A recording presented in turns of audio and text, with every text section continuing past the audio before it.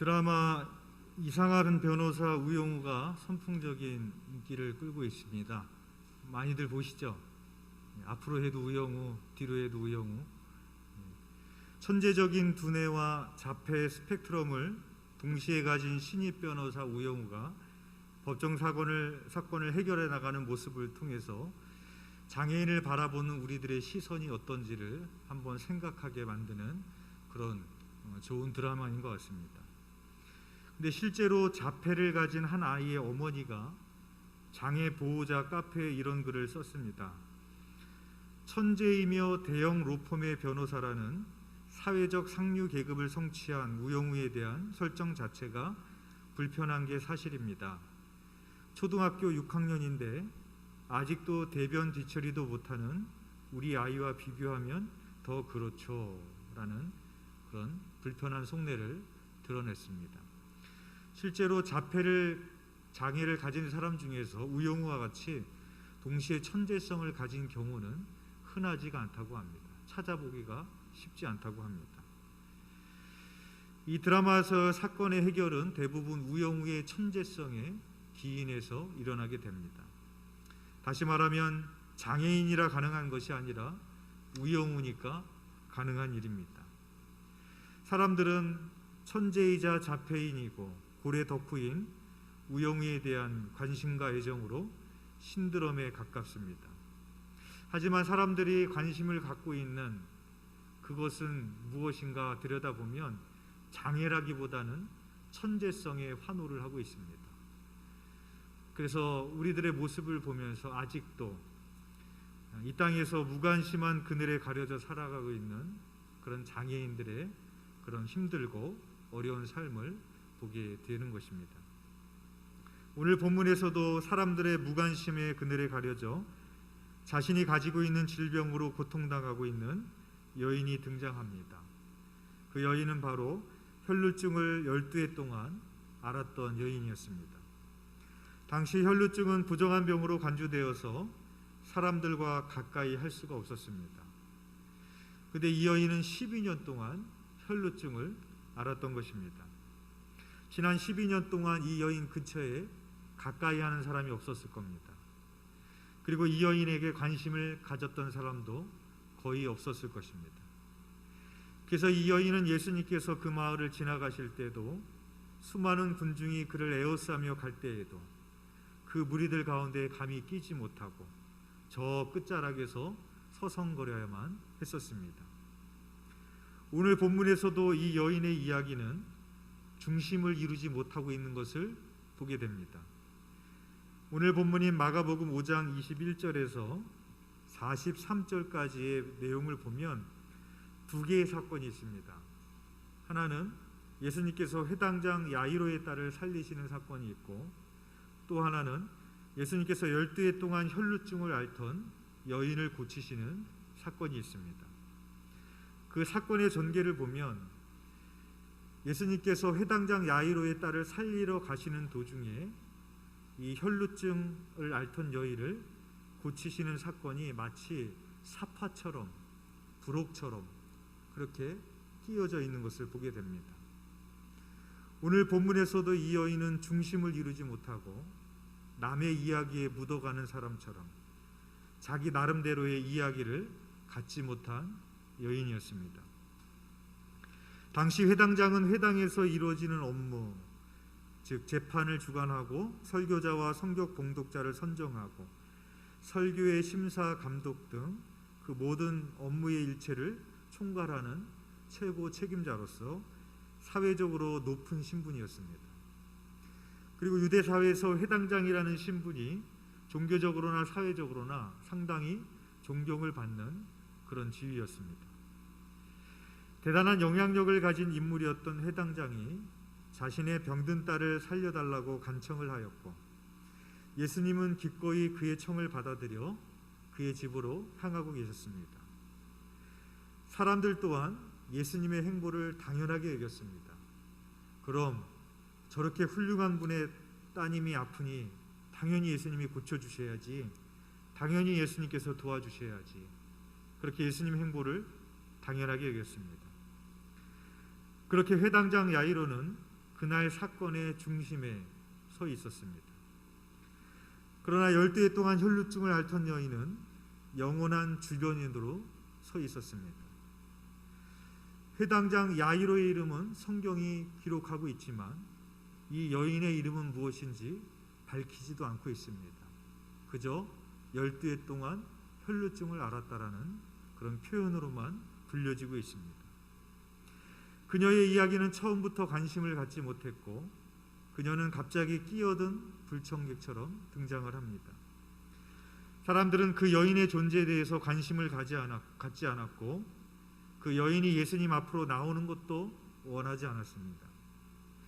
그녀는 부정한 자로 간주되어서 하나님을 예배하는 자리에 나갈 수 없는 주변인이었고 은혜의 자리에도 감히 나서는 안 되는 그런 사람이었습니다. 그녀를 감싸고 있는 질병이 그녀를 그렇게 꽁꽁 묶어 버렸던 것입니다. 그래서 그녀는 하나님의 아들이 긍휼과 자비로 다가온 그 자리에서도 주변인으로 설 수밖에 없는 그런 존재였습니다. 그녀는 12년 동안 계속되어 온 혈루증으로 인하여서 그녀의 몸도 망가졌고 그녀의 가정도 망가졌고 사람들에게 환영받지 못하는 그런 존재가 되었습니다. 또한 막대한 치료비를 들였지만 아무런 효험도 얻지 못하고 이제 남은 것은 병든 몸과 빈털터리가 된 인생만 남게 되었습니다. 이제 그녀는 정말 마지막 시도를 해보려는 그런 용기를 갖게 됩니다. 소문으로만 듣던 예수님을 찾아가는 일이었습니다. 그러나 나설 수도 없어서 서성이던 그녀에게 드디어 기회가 왔습니다. 예수님께서 무리들을 둘러싸여서 야이로의 집으로 걸어가고 계셨던 것입니다. 그래, 그분의 뒤를 따라가다가 그 옷자락만 만져도 그분의 능력이 내게 나타날 수 있을 거야. 한 줄기의 소망을 가지고 예수님의 뒤를 따라가기 시작합니다. 그리고 연약하고 창백한 손을 내밀어 주님의 옷자락을 만졌습니다. 그녀로서는 넘어설 수 없는 여러 가지의 장벽을 뛰어넘어서 예수님께로 나아갔던 것입니다. 쇠약해질 대로 쇠약해진 손을 주님을 향해 내밀었을 때, 그 옷자락을 잡았을 때 놀라운 역사가 일어났습니다. 예수님의 놀라운 권능이 그 가냘픈 손을 통하여서 그의 몸에 전달되었던 것입니다. 즉각적으로 피는 멈추었고 그녀의 저주스러운 몸뚱이는 깨끗하게 고침을 받았습니다. 여러분, 예수님이 길을 가실 때 수많은 무리들이 예수님을 따라다녔습니다. 그 무리 중에 병자가 이 여인뿐이었을까요? 아니었겠죠. 이 여인 말고도 많은 병자들이 예수님을 따라갔을 것입니다. 수많은 무리들이 예수님을 따라갔는데 예수님의 옷에 손을 댄 사람이 이 여인뿐이었을까요? 아닙니다.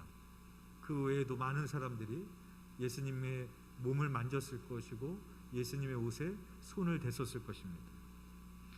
예수님을 숨막힐 정도로 밀어붙이는 사람들 중에 병자도 있었을 것이고 그들 중에 예수님의 몸이나 옷에 손을 댄 사람이 분명히 있었을 텐데 그러나 병의 치유는 이 여인에게서만 일어났다라는 것입니다.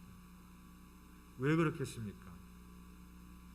이 여인의 내면에 예수님에 대한 절대적인 신뢰와 믿음이 있었기 때문이었습니다. 이것은 오늘날도 마찬가지일 것입니다. 오늘날에도 수많은 사람들이 예배를 드리고 수많은 사람들이 하나님께 기도를 드리지만 모든 사람의 예배와 기도는 같지 않을 겁니다. 하나님이 주목할 만한 믿음을 가진 그 사람들의 예배와 기도가 있다라는 것입니다. 바로 이 예수님께서 이 여인의 행위를 주목해서 보셨던 것처럼 오늘날에도 하나님께서 우리의 예배를 보시고 우리의 기도를 들으실 때 우리를 주목할 만한 그런 믿음의 사람이 있다라는 것을 우리가 보게 되어지는 것입니다. 그래서 예수님은 그 여인이 손을 내밀어 자신의 옷자락을 만졌을 때 이렇게 말씀을 하십니다. 30절 말씀입니다. 예수께서 그 능력이 자기에게서 나간 줄을 곧 스스로 아시고 무리 가운데서 돌이켜 말씀하시되 누가 내 옷에 손을 대었느냐 하시니라고 물으셨습니다. 이 물음의 의미가 뭘까요? 첫 번째, 누가 만졌는지 궁금해서. 이 수많은 사람들 중에 누가 나를 만졌을까 궁금해서 물으셨을까요? 아니면 두 번째, 심기가 불편해서. 그렇죠. 이 여인이 만지면 어떻게 됩니까? 부정해지잖아요. 예수님께서 지금 거룩한 행보를 하고 계시는데 내 옷자락을 만져서 나를 부정하게 한 사람은 누구야? 지금 이렇게 호통을 치시는 걸까요? 근데 예수님께서 누가 만졌는지 궁금해서 물은 것도 아니고 그녀를 책망하기 위해서 이렇게 물은 것이 아닙니다. 바로 예수님은 자신을 따라오는 수많은 사람들 중에서도 그녀의 가슴 속에서 용솟음 치고 있었던 확고한 믿음을 보셨기 때문입니다. 그래서 그녀를 찾기 위해서 누가 내 옷에 손을 대었느냐라고 물으셨던 것입니다. 그래서 제자들이 예수님의 의도를 알지 못하니까 불평 어린 말로 이렇게 대답을 합니다. 예수님, 사람들이 얼마나 많아요. 누군가 밀었겠죠. 이렇게 사람들이 많은데 만진 사람을 찾는다라는 것이 얼마나 무모합니까, 예수님. 그런 어조로 제자들이 대답을 합니다. 제자들은 그렇게 가볍게 생각했지만 예수님은 그렇지 않으셨습니다. 그 일에 온 마음을 쏟으시면서 그 믿음의 여인을 보기를 원하셨고 그 믿음의 여인에게 집중하기 원하셨고 그 믿음의 여인을 축복하기를 원하셨다는 것입니다. 예수님은 그 여인을 질병에서만 고침을 받게 하기 원하셨던 것이 아니라 평생을 주변에서 서성했던, 중심으로 나오지 못했던 그 여인을 중심으로 나오게 하기를 원하셨던 것입니다. 그래서 주님은 그녀를 그렇게 찾고 계셨던 것입니다. 더 이상 숨어 있을 수 없게 되었을 때 그녀는 두려움을 가지고 주님 앞으로 나와 엎드립니다. 33절 말씀입니다. 여자가 자기에게 이루어진 일을 알고 두려워하며 떨며 와서 그 앞에 엎드려 모든 사실을 여쭈니. 이 여인은 두려워 떨며 말하고 있었지만 거기에는 내가 치유되었다라는 그런 놀라운 회복의 감동이 있었을 것이고 눈물이 있었을 것입니다. 그렇게 두려운 마음으로 모든 사실을 예수님께 털어놨습니다. 그동안 평생 짊어지고 가야 했던 그 고통, 그 눈물, 한숨, 그리고 주님 앞으로 나오기까지 했던 고민과 망설임, 그리고 눈을 질끈 감고 도두어내야 했던 그 용기, 자신의 그 모든 것들을 예수님 앞에 털어놓았습니다. 그때 예수님께서 여인에게 이렇게 말씀하십니다. 34절입니다. 예수께서 이르시되 딸아, 내 믿음이 너를 구원하였으니 평안히 가라. 내 병에서 놓여 건강할지어다 라고 말씀하십니다. 예수님은 그녀를 나무라지도 않으셨고 꾸짖지도 않으셨습니다. 오히려 주님은 그 여인의 정체성을 회복시켜 주십니다.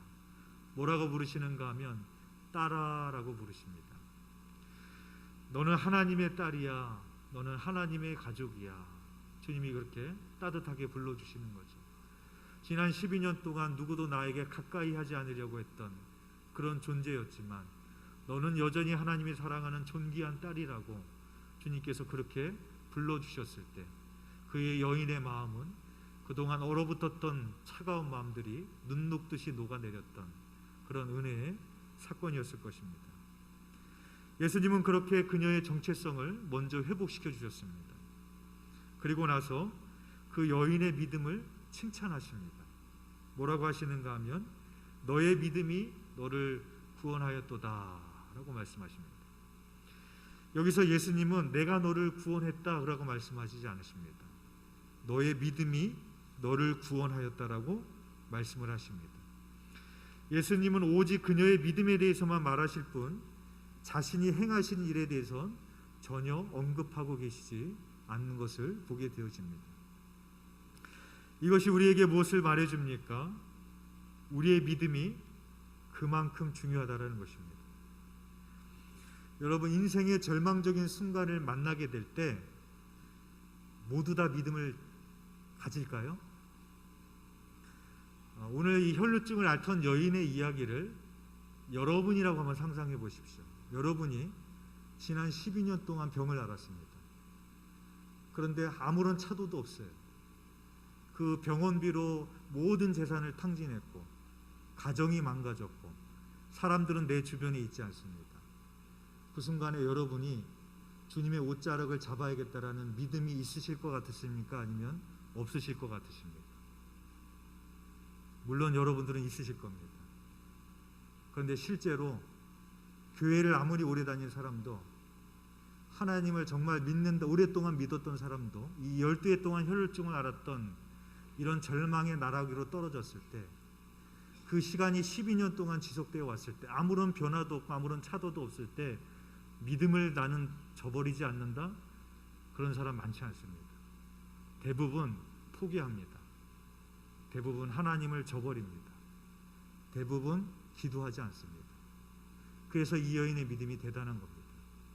그 절망적인 순간 속에서도 믿음을 가지고 있었다는 것. 아무도 믿음을 갖지 못할 상황에서, 오랫동안 신앙생활에도 믿음을 포기할 만한 그 상황 속에서도 이 여인에게 믿음이 있었다는 것. 그것을 예수님이 주목해서 보셨고 예수님께서 칭찬하고 계심을 우리가 보게 되어지는 겁니다. 그래서 주님은 그 여인을 축복하며 보내십니다. 평안히 가라. 하나님이 주신 평화와 함께 가라고 주님께서 축복하십니다. 이제는 더 이상 피를 흘리는 고통 없이, 이제는 더 이상 재산을 탕진하고 빈궁하지 말고, 이제는 더 이상 사람들에게 외면당하는 아픔 없이, 이제는 더 이상 그 주변에서 서성거리는 것이 아니라 중심으로 나와서 하나님과 평안히 가라. 주님께서 축복해 주십니다.